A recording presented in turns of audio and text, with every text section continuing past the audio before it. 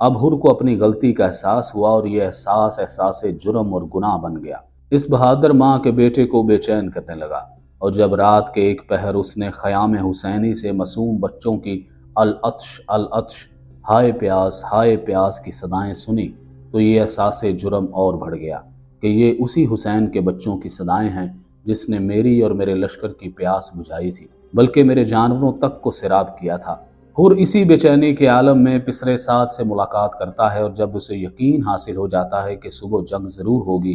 तो वो अपने भाई, बेटे और गुलाम के साथ शामी लश्कर को छोड़ देता है और हुसैन से माफ़ी मांगने और अल्लाह की बारगाह में तौबा की गर्ज से ख़याम की तरफ चलता है और इमाम पाक से माफ़ी मांगने और अल्लाह की बारगाह में तौबा की गर्ज से इमाम पाक के खैमों की तरफ चलता है। ये इतना मामूली वाक़या नहीं है। यहाँ ज़रा गौर करने की बात यह है कि हुसैन अलैहिस्सलाम के साथ सिर्फ 70 या 72 अफराद रह गए थे।